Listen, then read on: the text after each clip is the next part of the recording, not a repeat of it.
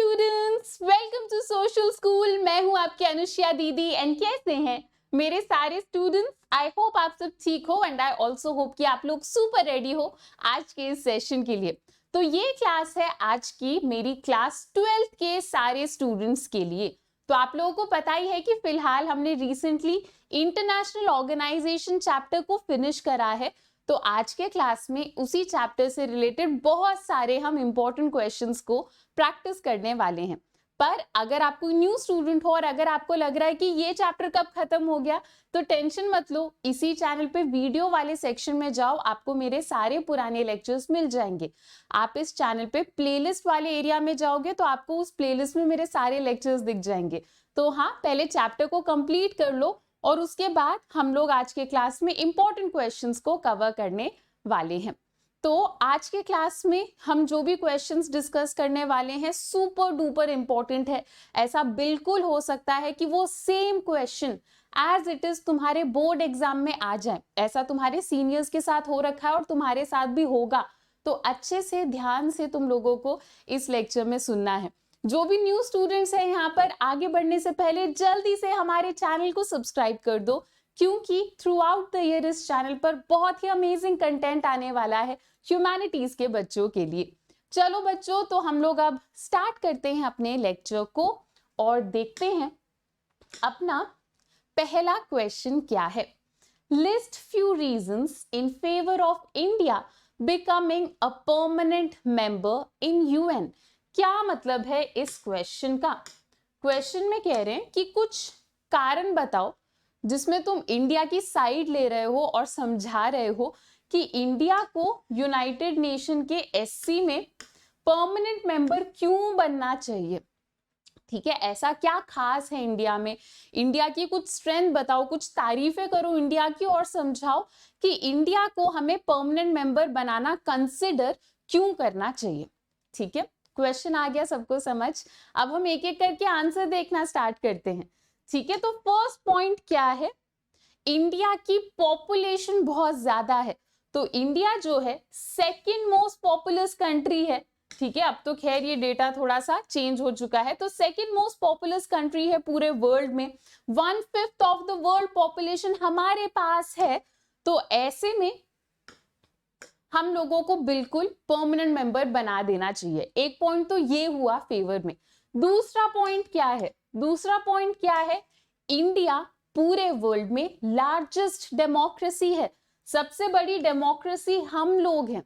तो ऐसे में बिल्कुल हमें यूनाइटेड नेशंस में परमानेंट सीट मिल जानी चाहिए। एक और चीज याद रखना, यूनाइटेड नेशंस ने जितने भी इनिशिएटिव्स बोले हैं, इंडिया ने उन सारे इनिशिएटिव्स में बहुत सिंसियरली पार्ट लिया है। इसलिए भी इंडिया बोलता है कि हमको तो परमानेंट सीट मिल जानी चाहिए। और क्या है? It's role in UN's peace keeping effort. हम लोगों ने यूनाइटेड नेशन के पीस कीपिंग एफर्ट में भी बहुत काम करा है। तो हम लोगों ने हमेशा यूनाइटेड नेशन को सपोर्ट करा है एंड ओवरऑल पीस कीपिंग मतलब ओवरऑल पीस मेंटेन करने की कोशिश करी है।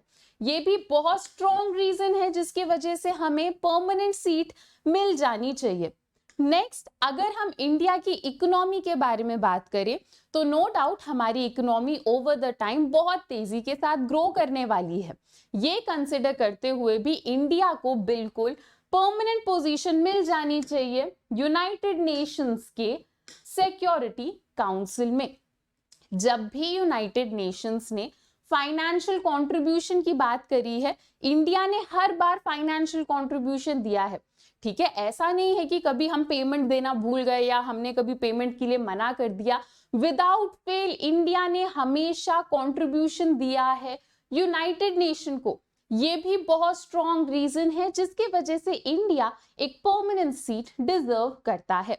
और क्या बोल रहे हैं? इंडिया को खुद भी पता है, ठीक है, हम लोगों को खुद भी पता है कि अगर कल को यूएनएससी में हमें परमानेंट मेंबरशिप मिल जाती है तो वो बहुत बढ़िया रहेगा, क्योंकि यूएनएससी में परमानेंट मेंबर का पोजीशन मिलने का मतलब ये है, एक तरीके से तुम्हारी इंटरनेशनल लेवल पर एक इमेज बन रही है कि इंडिया तो बहुत स्ट्रॉन्ग कंट्री है, इंडिया तो बढ़िया मचा रही है, तभी परमानेंट मेंबरशिप मिल गई। तो इंडिया खुद भी जानता है कि परमानेंट मेंबरशिप मिलने से हम लोगों को बहुत ज्यादा फायदा होगा इंटरनेशनल लेवल पर। ठीक है, तो ये तो मैंने अभी कुछ पॉइंट्स बताए इन फेवर ऑफ इंडिया, मतलब हमने कुछ रीजंस देखे कि इंडिया को यूनाइटेड नेशंस का परमानेंट मेंबर क्यों बन जाना चाहिए, है ना। पर हमने ये भी पढ़ा था कि बहुत सारे ऐसे लोग हैं जो मानते हैं कि इंडिया को परमानेंट मेंबर नहीं बनना चाहिए।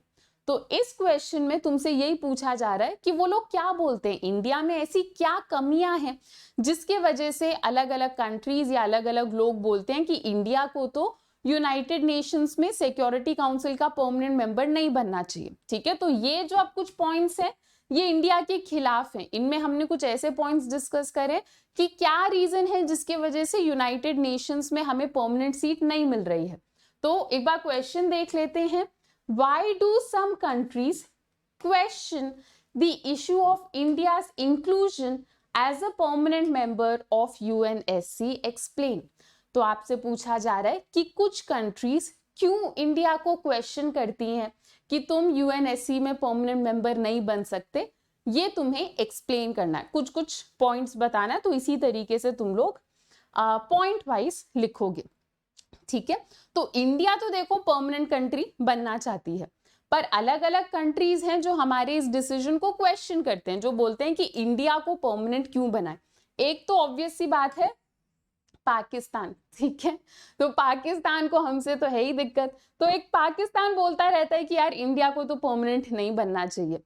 पर ऐसा नहीं है कि सिर्फ पाकिस्तान को ही दिक्कत है, और भी कुछ कुछ कंट्रीज इंडिया के बारे में कुछ कुछ बोलती हैं, वो हम डिस्कस करते हैं। कुछ कंट्रीज को इंडिया के न्यूक्लियर वेपन्स के कैपेबिलिटीज के बारे में ज्यादा आइडिया नहीं है। ठीक है, वो इंडिया के न्यूक्लियर वेपन कैपेबिलिटीज को लेकर थोड़े से कंसर्न है, इस वजह से वो कहते हैं कि यार इंडिया को तुम परमानेंट सीट मत दो। और क्या है, कुछ कंट्रीज ऐसा बोलते हैं कि इंडिया और पाकिस्तान के बीच में तो हमेशा कुछ ना कुछ आर्ग्यूमेंट चलता रहता है, ऐसे में इंडिया को परमानेंट मेंबर नहीं बनाना चाहिए, वो तो अपने नेबरिंग कंट्री से ही लड़ते रहते हैं, इंडिया को परमानेंट मेंबर मत बनाओ क्योंकि पाकिस्तान के साथ इन्होंने अपना इशू सॉर्ट नहीं करा, ऐसा भी कुछ लोग बोलते हैं। और कुछ लोग और क्या बोलते हैं कि अगर आप इंडिया को परमानेंट मेंबर बनाना कंसिडर कर रहे हो तो उससे पहले ब्राजील, जर्मनी, जापान जैसे कंट्रीज को कंसिडर करो। तो अगर कल को इंडिया को परमानेंट मेंबर बना दिया जाता है तो ये सारी कंट्रीज हंगामा मचा देंगी कि हमें क्यों नहीं कंसिडर किया गया। तो ब्राजील, जर्मनी, जापान, ये सारी भी कुछ ऐसी कंट्रीज हैं जो डिजर्व करते हैं, जो equally if not more strong है एंड ये भी परमानेंट मेंबर्स बन सकते हैं। तो लोग ऐसे क्वेश्चन करते हैं कि अगर इंडिया को परमानेंट बनाने के लिए आप लोग तैयार हो तो व्हाई नॉट ब्राजील, जर्मनी या जापान जैसी कंट्री। कुछ लोग ऐसे भी बोलते हैं कि साउथ अफ्रीका को भी कंसिडर कर लेना चाहिए। ठीक है, नेक्स्ट और क्या है, काफी लोगों का ये मानना है कि अब आगे आने वाले परमानेंट मेंबरशिप में अफ्रीका और साउथ अमेरिका की कंट्रीज में से ज्यादा रिप्रेजेंटेशन होना चाहिए। ठीक है, कि यहाँ के कंट्रीज को उठाओ और इन कंट्रीज को ज्यादा रिप्रेजेंटेशन दो, ऐसा भी कुछ कंट्रीज मानती हैं, इसीलिए वो इंडिया को परमानेंट मेंबर बनाने के ऊपर थोड़ा सा डाइसी हैं, थोड़ा सा कंफ्यूज हैं। तो इन सारे रीजंस के वजह से हम ऐसा कह सकते हैं कि ये चांसेस कि आने वाले रीसेंट टाइम्स में इंडिया को परमानेंट मेंबर बना दिया जाएगा, ये चांसेस कम है। और इंडिया क्या किसी और कंट्री को परमानेंट मेंबर में जोड़ लिया जाएगा, ये चांसेस भी काफी कम है। ठीक है, तो ये कुछ पॉइंट्स तुम्हें ध्यान में रखने हैं, लिख लेना। और हाँ, एक और चीज, वैसे तो अब ये चैप्टर तो हमारा फिनिश हो ही चुका है, तो आज रात को ही मैं तुम लोगों को टेलीग्राम में इस चैप्टर के नोट्स भी भेज दूंगी, तो नोट्स बना लो, आंसर राइटिंग प्रैक्टिस कर लो, ये सारी चीजें करके तुम लोग निपटा दो चैप्टर को। चलो, 2 क्वेश्चन हो गए, तीसरा क्वेश्चन देखते हैं। Right a short note on evolution of the UN, United Nations over time कैसे इवॉल्व हुआ है उसके बारे में आप लोगों को शॉर्ट नोट लिखना है। बेसिकली यूनाइटेड नेशंस के बारे में आपको एक छोटा सा प्यारा सा नोट लिखना है, ठीक है। तो आप क्या क्या लिख सकते हो इसमें, एक एक करके डिस्कस करते हैं, ठीक है। तो आपको बताया जा रहा है कि जब फर्स्ट वर्ल्ड वॉर हुआ था, याद है ना फर्स्ट वर्ल्ड वॉर की डेट 1914 से 1918, जब हमारा फर्स्ट वर्ल्ड वॉर हुआ था, उस टाइम पर कंट्रीज, अलग अलग कंट्रीज ये सोचना स्टार्ट करती हैं कि हमें किसी इंटरनेशनल ऑर्गेनाइजेशन की जरूरत है जो फ्यूचर में ऐसे वॉर्स होने से रोकेगा, ठीक है। तो बहुत सारे लोगों को लग रहा था, काफी कंट्रीज को लग रहा था कि फर्स्ट वर्ल्ड वॉर तो चलो हो गया, काफी नुकसान वगैरह हुआ, पर अब हमें एक इंटरनेशनल ऑर्गेनाइजेशन की जरूरत है जो आगे ऐसे वॉर्स होने से रोके। एंड इसी इंटेंशन के साथ, इसी मकसद के साथ इन लोगों ने उस टाइम पर क्या बनाया, उस टाइम पर इन लोगों ने बनाया लीग ऑफ नेशंस।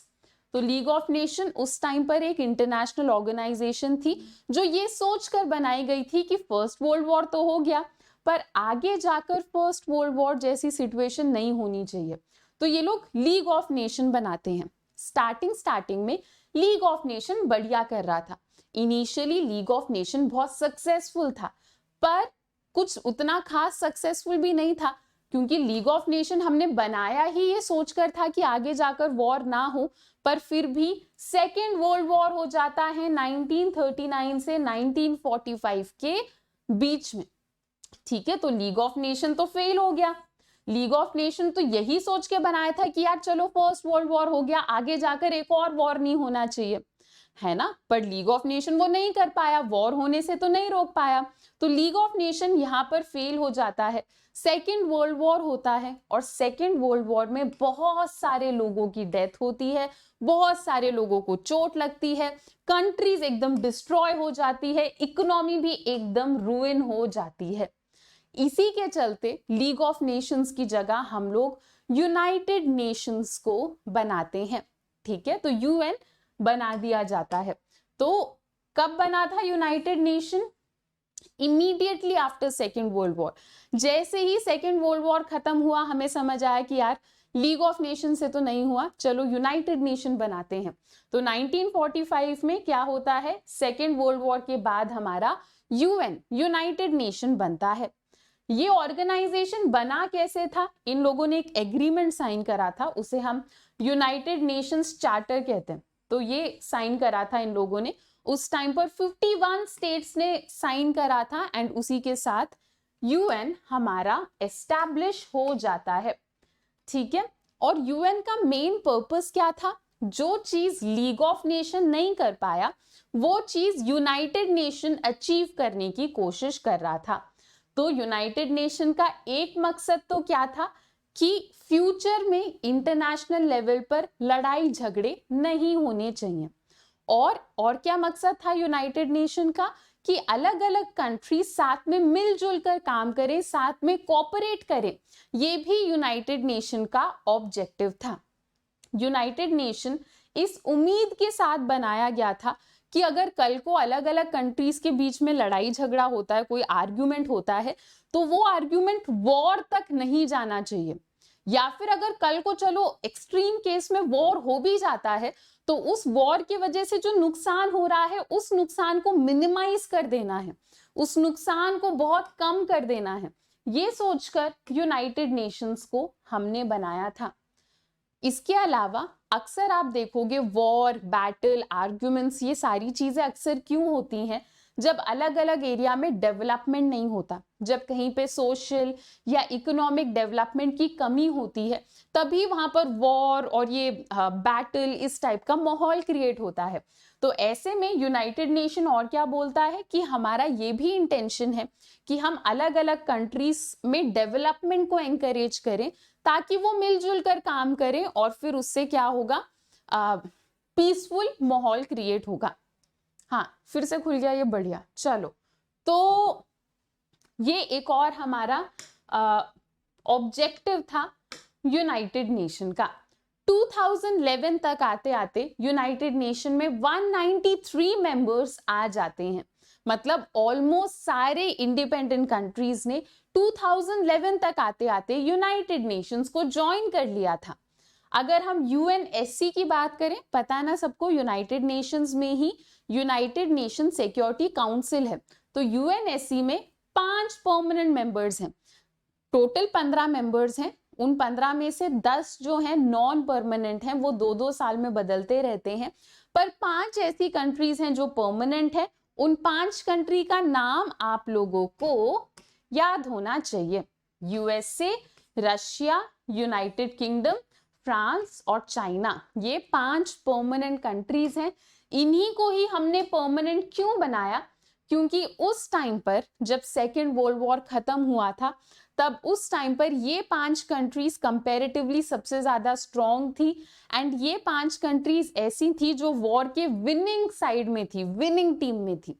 तो यही सोचकर इन लोगों को उस टाइम पर यूनाइटेड नेशन में परमानेंट सीट दे दी जाती है।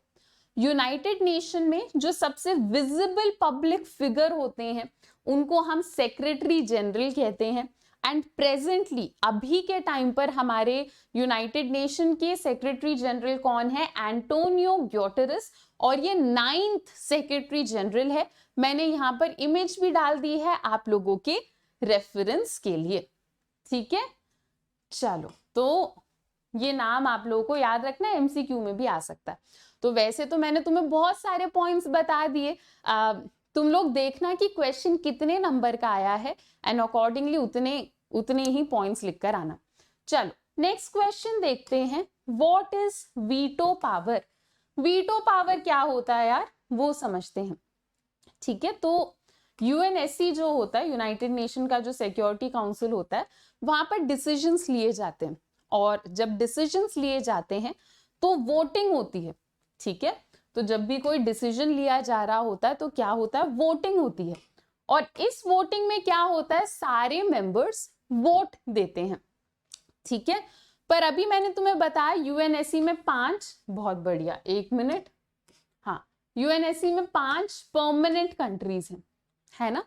तो ये जो 5 परमानेंट कंट्रीज हैं, इनके पास एक स्पेशल पावर होती है।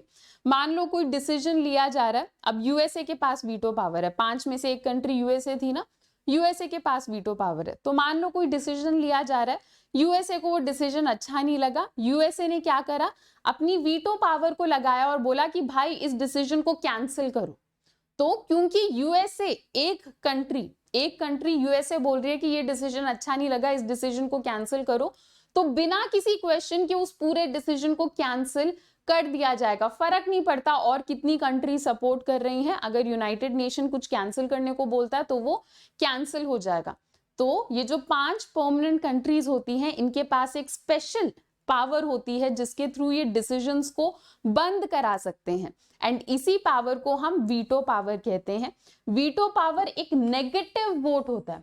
नेगेटिव वोट मतलब मान लो कोई डिसीजन लिया जा रहा है कि चलो आगे जाकर ये करेंगे, तो वीटो पावर एक नेगेटिव वोट होता है कि नहीं यार ये डिसीजन मुझे अच्छा नहीं लगा, इस डिसीजन को बंद कर दो। तो जो 5 परमानेंट कंट्रीज हैं, सिर्फ उन्हीं के पास वीटो पावर है, ठीक है। सिर्फ वही ऐसे एक नेगेटिव वोट दे सकते हैं। तो ये मैंने अब तुम लोगों को वीटो पावर भी समझा दिया है। एंड वैसे तो इस क्वेश्चन में तुम्हें ये ग्राफ बनाने की जरूरत नहीं है, पर ऐसे ही तुम लोगों को रिवाइज कराने के लिए मैंने यहाँ पे ग्राफ डाल दिया है। तो ये देखकर तुम्हें थोड़ा आइडिया लगेगा कि 2018 तक इन 5 कंट्रीज ने कितनी बार वीटो पावर को यूज करा। तो अगर तुम रशिया को देखोगे, रशिया ने सबसे ज्यादा 135 टाइम्स यूज करा है। उसके बाद यूएसए ने 84 टाइम्स वीटो पावर को यूज करा है। फिर यूके ने 32 टाइम्स यूज करा है, फ्रांस ने 18 टाइम्स और चाइना ने 11 टाइम्स यूज करा है अपने वीटो पावर को। ओके, चलो, तो इसी के साथ व्हाट इज वीटो पावर वाला क्वेश्चन भी हमारा कंप्लीट हो गया है। अब आगे बढ़ते हैं, हम अपने नेक्स्ट क्वेश्चन को देखते हैं। ये क्वेश्चन सुपर इंपॉर्टेंट क्वेश्चन है, सब लोग अच्छे से ध्यान से सुनना। Can the United Nation serve as a balance against US dominance? हमें पता है कि आज के टाइम पे यूएसए का डोमिनेंस बहुत ज्यादा है ना। यूएसए के हाथ में बहुत ज्यादा पावर है, तो यूएसए का एक डोमिनेंस ज्यादा है। तो आपसे इस क्वेश्चन में पूछा जा रहा है कि क्या यूनाइटेड नेशंस की वजह से यूएसए के इस डोमिनेंस को हम कम कर सकते हैं या बैलेंस कर सकते हैं। तो इस क्वेश्चन को हम लोग एक एक करके पॉइंट वाइज आंसर करते हैं। सबसे पहले तो तुम लोग इंट्रोडक्शन में लिखोगे, यूएसए के पावर को बैलेंस करना कोई बहुत आसान टास्क नहीं है। हमें पता है कि पहले जब कोल्ड वॉर चल रहा था तो दो सुपर पावर्स थी, यूएसए और सोवियत यूनियन। फिर कोल्ड वॉर खत्म हुआ तो सोवियत यूनियन हमारा टूट गया और इकलौती सुपर पावर बची और वो है यूएसए। तो ऐसे में यूएसए के हाथ में अलग ही डोमिनेंस है, इसके डोमिनेंस को चेक करना उतना आसान नहीं है। जब से सोवियत यूनियन डिसअपेयर हुआ है तब से यूएसए ही सुपर पावर है। ठीक है, नेक्स्ट इंट्रोडक्शन हो गया, फिर आप पॉइंट वाइज लिखना स्टार्ट करो। यूएसए के पास इतनी मिलिट्री है, इतनी इकोनॉमिक पावर है कि यूएसए बहुत आराम से यूनाइटेड नेशंस जैसे ऑर्गेनाइजेशन को इग्नोर कर सकती है। ठीक है, यूएसए को बिल्कुल कुछ फर्क नहीं पड़ेगा अगर यूनाइटेड नेशन कल को कुछ कह दे, क्योंकि यूएसए के हाथ में इतना मिलिट्री है, इतना पैसा है। ठीक है, एकदम अंधा पैसा है, तो यूएसए एकदम बढ़िया यूनाइटेड नेशन को इग्नोर भी कर सकता है। इसके अलावा एक और पॉइंट है इसमें। ठीक है, हाँ पेन नहीं चल रहा, एक मिनट। हाँ, तो सेकेंड पॉइंट क्या है कि यूनाइटेड नेशंस के अंदर यूएसए का इन्फ्लुएंस बहुत ज्यादा है। क्यों? क्योंकि यूएसए सबसे ज्यादा कंट्रीब्यूशन देता है यूनाइटेड नेशन को। मतलब सबसे ज्यादा पैसे यूनाइटेड नेशन को किससे मिलते हैं? यूएसए से मिलते हैं। जाहिर सी बात है, जहां से भी यूनाइटेड नेशन को पैसे मिलेंगे सबसे ज्यादा, यूनाइटेड नेशन उस कंट्री के खिलाफ क्यों बोलना चाहेगा। ठीक है, तो ये भी एक रीजन है जिसकी वजह से यूएसए के पावर को यूनाइटेड नेशन में बैलेंस करना मुश्किल है, क्योंकि यूएसए सबसे ज्यादा कंट्रीब्यूशन देता है यूनाइटेड नेशन को। ठीक है, ये तुम कुछ इसे ऐसा रिलेट कर सकते हो कि मान लो मम्मी और पापा हैं तुम्हारे, और मम्मी पापा में से मम्मी तुम्हें बहुत मतलब छुप छुप के पॉकेट मनी देती है बहुत सारा। ठीक है, तो ऐसे में अगर कल को मम्मी तुम्हें आंखें दिखाकर बोले ना कि भाई थोड़ा बर्तन वर्तन साफ कर दो, ठीक है, घर साफ कर दो, झाड़ू पोंछा लगा दो, तो तुम हंस हंस के कर दोगे। तुम बोलोगे अरे मम्मी ने बोला है, अभी कर देते हैं। तो ऐसा ही कुछ है यार, जहां से पैसे मिल रहे हैं वहां को यूनाइटेड नेशन ज्यादा क्वेश्चन नहीं करेगा, ऐसा ही कुछ है। चलो नेक्स्ट क्या है, यूनाइटेड नेशन फिजिकली यूएसए के अंदर ही है। ठीक है, यूनाइटेड नेशन का पूरा स्ट्रक्चर कहाँ बना हुआ है? यूएसए के अंदर बना हुआ है। तो इस वजह से भी यूएसए के पास एक एडेड एडवांटेज है, यूएसए को यूनाइटेड नेशन हमारा क्वेश्चन नहीं करता। एक और चीज बताती हूं तुम्हें, यूएसए के बहुत सारे लोग यूनाइटेड नेशंस के ब्यूरोक्रेसी में काम करते हैं। तो यूनाइटेड नेशन में बहुत सारे जो ऑफिसर्स हैं वो कहाँ से आ रहे हैं? यूएसए से आ रहे हैं। ये भी एक रीजन है जिसके वजह से यूनाइटेड नेशन यूएसए को ज्यादा क्वेश्चन नहीं करता। एक और चीज याद रखना कि यूएसए इतना पावरफुल है कि यूएसए के एक डिसीजन के वजह से यूनाइटेड नेशन स्प्लिट हो सकता है। मतलब यूनाइटेड नेशन पूरा बढ़ सकता है, यूनाइटेड नेशन में दरार आ सकती है। कैसे? मान लो यूनाइटेड नेशन ने कल को यूएसए के खिलाफ कुछ बोल दिया, तो यूएसए के पास तो वैसे भी वीटो पावर है ना, यूएसए वीटो पावर लगाकर उस डिसीजन को बंद करा देगा, और फिर यूनाइटेड नेशन में ऐसे दो टीम बट जाएगी। एक टीम जो मतलब यूएसए के खिलाफ बोल रही है, और दूसरी टीम जो यूएसए की साइड ले लेगी कि यार यूएसए की साइड ले रहे हैं हम, यूएसए ज्यादा बढ़िया। तो अगर यूएसए के खिलाफ यूनाइटेड नेशन ने कुछ भी बोला तो यूएसए एक स्प्लिट ले आएगा। मतलब सारी कंट्रीज ऐसे बढ़ जाएंगी, कुछ कंट्रीज यूएसए के खिलाफ होंगी पर कुछ कंट्रीज यूएसए की भी साइड लेंगी। तो यूनाइटेड नेशन में यूएसए एक स्प्लिट क्रिएट कर सकता है, इतना पावरफुल है यूएसए। ठीक है, नेक्स्ट, तो हम ओवरऑल इतने सारे पॉइंट सुनने के बाद एक कंक्लूजन निकाल सकते हैं कि यार शायद यूनाइटेड नेशन उतना बढ़िया ऑर्गेनाइजेशन नहीं है यूएसए के पावर को बैलेंस करने के मामले में। बट इस क्वेश्चन को तुम एक कंक्लूजन के साथ खत्म करोगे। ठीक है, तुम्हें ये बोलना है कि यूनाइटेड नेशन परफेक्ट नहीं है। हम ये नहीं कह रहे कि यूएसए के बैलेंस को चेक करने के लिए यूनाइटेड नेशन परफेक्ट है, पर यूनाइटेड नेशन के होने के वजह से चीजें थोड़ी बेटर हो जाती हैं। यूनाइटेड नेशन यूएसए के डोमिनेंस को अकेला हैंडल नहीं कर सकता, पर यूनाइटेड नेशन सारी कंट्रीज को एक प्लेटफॉर्म देता है जहां पर सारी कंट्रीज मिलजुल कर यूएसए के खिलाफ बात कर सकती हैं। तो अगर कल को कुछ यूएसए बुरा करेगा तो यूनाइटेड नेशन में सारी कंट्रीज मिलजुल कर बातचीत कर सकती है। तो यूनाइटेड नेशन नो डाउट कुछ खास तरीके से बैलेंस नहीं कर रहा यूएसए के पावर को, पर ये हमें एक प्लेटफॉर्म दे रहा है जहां पर हम इस इशू को रेज कर सकते हैं कि यूएसए अपने पावर्स को मिसयूज कर रहा है। इसी के साथ तुम्हारा ये वाला क्वेश्चन तो कंप्लीट हो जाएगा। भागना मत, ठीक है, कि हाँ कोई बहुत बड़ा क्वेश्चन कर लिया अब तो भाग जाते हैं, छुट्टी हो गई है, नहीं, बैठे रहो क्लास में, ठीक है। अभी थोड़े से और क्वेश्चंस हैं वो और कर लो।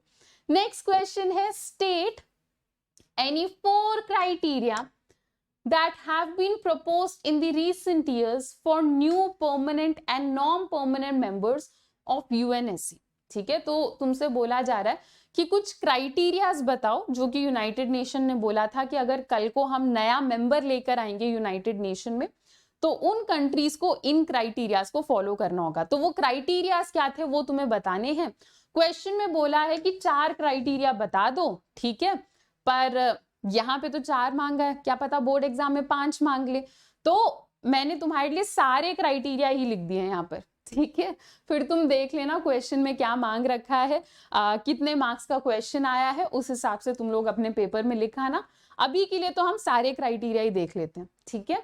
तो यूनाइटेड नेशन ने क्या बोला यार कि अगर कल को हम नया मेंबर लेकर आएंगे तो वो नया मेंबर बहुत बड़ा इकोनॉमिक पावर होना चाहिए, वो नया मेंबर बहुत बड़ा मिलिट्री पावर होना चाहिए, वो नया मेंबर कोई ऐसा मेंबर होना चाहिए जो बहुत ज्यादा बजट में कंट्रीब्यूशन दे, यानी बहुत ज्यादा पैसे दे यूनाइटेड नेशन को, वो कोई ऐसी कंट्री होनी चाहिए जिसकी पॉपुलेशन भी बहुत अच्छी हो, ठीक है, बहुत ज्यादा पॉपुलेशन हो। नेक्स्ट इन्होंने बोला कि वो कोई ऐसी कंट्री होनी चाहिए जहां पर डेमोक्रेसी की इज्जत करी जाती हो और ह्यूमन राइट्स की भी इज्जत की जाती हो। नेक्स्ट और क्या बोला इन्होंने कि अगर हम कोई नई कंट्री लेकर आएंगे तो वो नई कंट्री कोई ऐसी कंट्री होनी चाहिए जहां पर डाइवर्सिटी बहुत हो, अलग अलग कल्चर हो, डाइवर्सिटी हो, उस टाइप के कंट्री को हम न्यू मेंबर बनाएंगे, ठीक है। तो ये यूनाइटेड नेशंस ने बोला था, तो ये क्वेश्चन हो गया। नेक्स्ट क्या है, how are international organisation helpful to the nation, ठीक है। इस क्वेश्चन में तुमसे पूछा जा रहा है कि यार ये बता दो इंटरनेशनल ऑर्गेनाइजेशन का क्या काम होता है, इंटरनेशनल ऑर्गेनाइजेशन इंपॉर्टेंट क्यों है, इंटरनेशनल ऑर्गेनाइजेशन यूजफुल क्यों है, हेल्पफुल क्यों है, ये तुम्हें बताना है। सबसे पहले तो तुम क्या बोलोगे कि इंटरनेशनल ऑर्गेनाइजेशन के वजह से अलग अलग कंट्रीज को एक प्लेटफॉर्म मिलता है जहां पर वो आकर बैठकर अलग अलग इश्यूज को डिस्कस कर सकते हैं और आपस में मिलजुल कर काम कर सकते हैं, कोऑपरेट कर सकते हैं। और क्या बताओगे तुम, वॉर और पीस जैसे मैटर्स को हैंडल करने के लिए इंटरनेशनल ऑर्गेनाइजेशन बहुत ज्यादा इंपॉर्टेंट होते हैं। इंटरनेशनल ऑर्गेनाइजेशन में अलग अलग कंट्रीज कोऑपरेट कैसे करें, इससे रिलेटेड रूल्स, मैकेनिज्म और ह्यूमन रिसोर्स होता है। जैसे आप लोगों को चैप्टर में बताया गया था ना कि अक्सर कंट्रीज ये तो सोचती हैं कि चलो साथ में मिलके काम करते हैं, पर उन्हें ये समझ नहीं आता कि साथ में मिलके काम कैसे करें, जो भी फायदा मिलेगा उस फायदे को हम बांटेंगे कैसे, और हो सकता है कि एक कंट्री काम करे दूसरी कंट्री काम ना करे, ऐसा भी हो सकता है कि एक कंट्री बेचारी अपना काम करती रहे, दूसरी कंट्री उस कंट्री को धोखा देकर चली जाए। तो इसीलिए कंट्रीज को ऐसे आपस में काम करने में डर लगता है। पर जब एक इंटरनेशनल ऑर्गेनाइजेशन बीच में आ जाती है तो इंटरनेशनल ऑर्गेनाइजेशन उन्हें प्रॉपर गाइड करता है कि ये रूल है, ये मैकेनिज्म है, तुम एक दूसरे को धोखा नहीं दे सकते, मतलब एक प्रॉपर तरीके से गाइड करता है कि तुम्हें इस तरीके से कोऑपरेट करना है। ये भी इंटरनेशनल ऑर्गेनाइजेशन का एक फायदा है। इंटरनेशनल ऑर्गेनाइजेशन की वजह से क्या होता है, हम लोग शेयर्ड तरीके से, मतलब मिलजुल कर प्रॉब्लम्स, बड़ी बड़ी प्रॉब्लम्स को सॉल्व करने की कोशिश करते हैं। जैसे हमें पता है पूरे वर्ल्ड में कुछ ऐसी प्रॉब्लम्स हैं जो अकेले एक कंट्री सॉल्व नहीं कर सकती, जैसे हमारा ग्लोबल वार्मिंग हो गया, क्लाइमेट चेंज हो गया, टेररिज्म हो गया, ये सब ऐसी चीजें हैं जो सिर्फ एक कंट्री के करने से कुछ नहीं होगा, पूरे वर्ल्ड में सारी कंट्रीज को मिलजुल कर काम करना होगा तभी कुछ होगा। तो इंटरनेशनल ऑर्गेनाइजेशन की वजह से सारी कंट्रीज मिलजुल कर ऐसे बड़े बड़े शेयर्ड प्रॉब्लम्स को भी सुलझा सकती हैं। इंटरनेशनल लेवल पर इंटरनेशनल ऑर्गेनाइजेशन इंफॉर्मेशन कलेक्ट करती है, रिसर्च करती है, डेटा देती है, रिपोर्ट्स निकालती है, जिसके वजह से हमें और बेटर अंडरस्टैंडिंग मिलती है। तो ये भी एक फायदा है हमारे इंटरनेशनल ऑर्गेनाइजेशन का। नेक्स्ट क्वेश्चन पर आ जाओ। आई होप यहां तक तुम लोगों को सब कुछ चिल है, कूल है, कोई दिक्कत नहीं है। आगे नेक्स्ट क्वेश्चन को देखते हैं हम। हाँ, बहुत बढ़िया, कुछ ना कुछ तो टेक्निकल इशू चल ही रहा होता है मेरे साथ। ठीक है, चलो तो नेक्स्ट क्वेश्चन देखते हैं। List few changes in global politics after the cold war. Cold war के बाद ग्लोबल पॉलिटिक्स में क्या चेंजेस आए, ये तुमसे पूछा जा रहा है। यही क्वेश्चन एंड ऑफ बाइपोलैरिटी से भी बन सकता है। ठीक है, एंड ऑफ बाइपोलैरिटी में भी कुछ पॉइंट्स बता रखे थे कि सोवियत यूनियन के टूटने के बाद ये चेंजेस आए, कोल्ड वॉर फिनिश होने के बाद ये चेंजेस आए। सिमिलरली इस चैप्टर में भी बता रखा है कि ग्लोबल पॉलिटिक्स में कोल्ड वॉर के बाद क्या क्या चेंज आया। ठीक है, तो तुम बोलोगे कोल्ड वॉर खत्म होने का क्या मतलब था कि सोवियत यूनियन खत्म हो गया। ठीक है, एक चेंज तो ये था कि सोवियत यूनियन ही पूरा खत्म हो गया। नेक्स्ट चेंज क्या था, इस टाइम पर यूएसए स्ट्रॉन्गेस्ट पावर बन जाती है। नेक्स्ट, पहले तो सोवियत यूनियन और यूएसए का बहुत बेकार रिलेशन था, अब सोवियत यूनियन नहीं है, सोवियत यूनियन की जगह रशिया आ गया। अब कंपैरेटिवली रशिया और यूएसए के बीच में एक बेटर अंडरस्टैंडिंग है, एक बेटर रिलेशन है, पहले जैसा वो कोल्ड वॉर वाला माहौल नहीं था। इसी टाइम के अराउंड चाइना और इंडिया जैसी कंट्रीज बहुत तेजी के साथ इकोनॉमिक ग्रोथ करने लग जाती हैं। एशिया में और भी अलग अलग कंट्रीज इस टाइम पर बहुत तेजी के साथ अपना ग्रोथ करना स्टार्ट कर देती हैं। और भी इस टाइम के अराउंड यूनाइटेड नेशन के कंटेक्स्ट में इस टाइम के अराउंड बहुत सारी कंट्रीज यूनाइटेड नेशंस को ज्वाइन करना स्टार्ट करती है। कैसे, उस टाइम पर सोवियत यूनियन था, सोवियत यूनियन टूट गया, तो जो भी कंट्री सोवियत यूनियन का पार्ट थी वो अलग अलग कंट्रीज बनाती हैं और फिर वो क्या करती हैं, यूनाइटेड नेशन को ज्वाइन करती हैं। नेक्स्ट, इस टाइम पर वर्ल्ड में नए नए चैलेंजेस उभर कर आ रहे होते हैं, जैसे कि जीनोसाइड मतलब एक कम्युनिटी को टॉर्चर करना, मार देना, सिविल वॉर, एथनिक कन्फ्लिक्ट मतलब अलग अलग कम्युनिटी के लोग जब लड़ते हैं, जैसे श्रीलंका में था, टेररिज्म, न्यूक्लियर पावर्स की problem, climate change, environmental problem, epidemics, इस टाइप के नए नए प्रॉब्लम्स इस टाइम पर इमर्ज हो रहे थे। ठीक है, तो ये कुछ चेंजेस थे जो कि कोल्ड वॉर के बाद इमर्ज हुए। आई होप इस क्वेश्चन में भी तुम्हें कोई दिक्कत नहीं है। नेक्स्ट क्वेश्चन पर आ जाओ। वर्ल्ड बैंक के ऊपर तुम्हें एक शॉर्ट नोट लिखना है। ठीक है, वर्ल्ड बैंक को तुम्हें शॉर्ट में समझाना है, तो जल्दी से देख लेते हैं। वर्ल्ड बैंक कब बना था? It was created second world war के दौरान, 1944 में बना था। 1945 में तो सेकेंड वर्ल्ड वॉर खत्म हुआ था, उससे एक साल पहले, ऐसे याद रखो, उससे एक साल पहले हमारा वर्ल्ड बैंक बन गया था। वर्ल्ड बैंक का मेजर फोकस क्या था? कंट्रीज का डेवलपमेंट। ठीक है, कंट्रीज का डेवलपमेंट मेजर फोकस है वर्ल्ड बैंक का। और किन किन चीजों के ऊपर फोकस करता है हमारा वर्ल्ड बैंक? वर्ल्ड बैंक देखता है कि लोगों का डेवलपमेंट हो, जैसे लोगों का एजुकेशन एंड हेल्थ के मैटर्स पे वर्ल्ड बैंक का ध्यान रहता है। एग्रीकल्चर के ऊपर फोकस रहता है, गांव का development, irrigation, village services, rural services के ऊपर फोकस रहता है। एनवायरमेंट को बचाना, पोल्यूशन कम करना, अलग अलग रूल्स बनाना एनवायरमेंट को बचाने के लिए, ये भी वर्ल्ड बैंक का काम है। इंफ्रास्ट्रक्चर, ठीक है, रोड्स, बिल्डिंग, इलेक्ट्रिसिटी, इन सारी चीजों के ऊपर भी फोकस रहता है वर्ल्ड बैंक का। ठीक है, ओवरऑल अलग अलग कंट्रीज का गवर्नेंस कैसे चल रहा है, करप्शन तो नहीं हो रहा, हर जगह डेवलपमेंट तो हो रहा है, ये सारी चीजें देखना भी वर्ल्ड बैंक का काम है। वर्ल्ड बैंक अलग अलग कंट्रीज को लोन भी प्रोवाइड करता है। तो एक तरीके से वर्ल्ड बैंक कुछ कुछ डेवलपिंग कंट्रीज के इकोनॉमिक पॉलिसी को भी इन्फ्लुएंस करता है। ठीक है, अक्सर वर्ल्ड बैंक को इंटरनेशनल लेवल पर इस बात पे क्रिटिसाइज किया जाता है कि वर्ल्ड बैंक जानबूझ के स्ट्रिक्ट से कंडीशंस बनाता है जिसके थ्रू वो लोन नहीं देता लोगों को। तो अगर कोई कंट्री लोन मांगने जाती है वर्ल्ड बैंक के पास, तो वर्ल्ड बैंक अजीब अजीब से रूल्स एंड रेगुलेशंस बना देता है, स्ट्रिक्ट रूल्स एंड रेगुलेशंस बना देता है, जिसकी वजह से लोगों के लिए लोन मिलना मुश्किल हो जाता है। तो ऐसे क्रिटिसाइज करा जाता है इस चीज को लेकर वर्ल्ड बैंक को। ठीक है, इसी के साथ तुम्हारे मोस्ट इंपॉर्टेंट क्वेश्चंस इस चैप्टर के फिनिश हो गए हैं।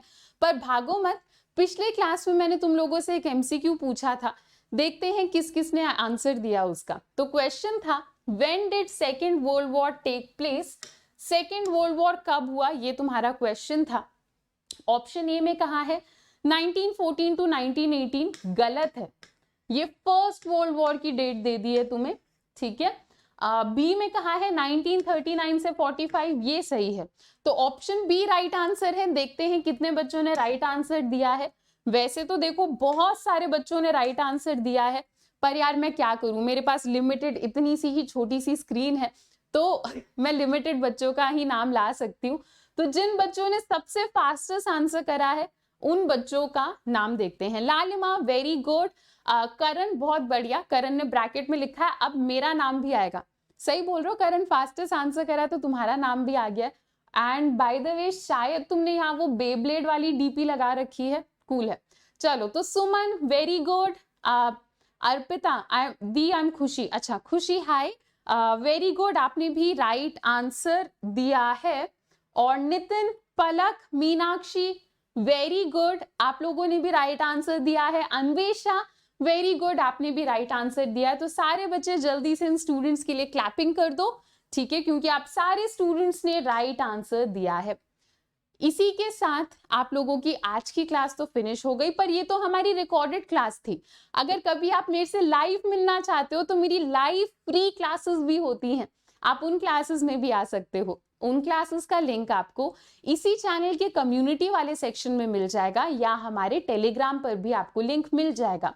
उन फ्री क्लासेस को ज्वाइन करने के लिए आपको एक कोड यूज करना पड़ेगा, और वो कोड है आपका अनुष्या। साथ ही साथ क्योंकि आप लोगों ने डिमांड किया था, तो हम लोग class 12th humanities, class 11th and 12th humanities और CUET के लिए डेडिकेटेड बैचेस लेकर आए हैं। तो अगर आप उन बैचेस को भी ज्वाइन करने में इंटरेस्टेड हो तो बिल्कुल आप ज्वाइन कर सकते हो। आपको उसका लिंक इसी वीडियो के डिस्क्रिप्शन में मिल जाएगा। और जैसा कि मैं तुम्हें बताती रहती हूँ, मैक्सिमम डिस्काउंट्स के साथ अनअकैडमी में अगर आपको कोई कोर्स लेना है तो उसका एक ही ट्रिक है, मेरा नाम ही काफी है। आपको कोड यूज करना है अनुष्या, ताकि आपको सबसे ज्यादा डिस्काउंट्स मिले हमारे कोर्सेज को ज्वाइन करते टाइम।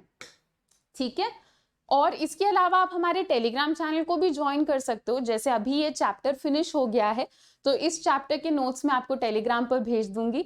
इससे पिछले जो चैप्टर्स हैं उन चैप्टर के नोट्स मैं ऑलरेडी टेलीग्राम पर भेज चुकी हूँ। तो अगर आप हमारे टेलीग्राम को ओपन करोगे और उसके फाइल्स वाले एरिया में जाओगे तो आपको पुराने चैप्टर के भी PDF मिल जाएंगे। ठीक है, तो टेलीग्राम का जो लिंक है आपको वीडियो के डिस्क्रिप्शन में मिल जाएगा, ज्वाइन कर लो। जब भी मेरी कोई क्लास रहती है तो क्लास का अपडेट भी मैं वहीं पर देती हूँ। तो इट इज वेरी इंपॉर्टेंट कि आप लोग टेलीग्राम को ज्वाइन कर लो।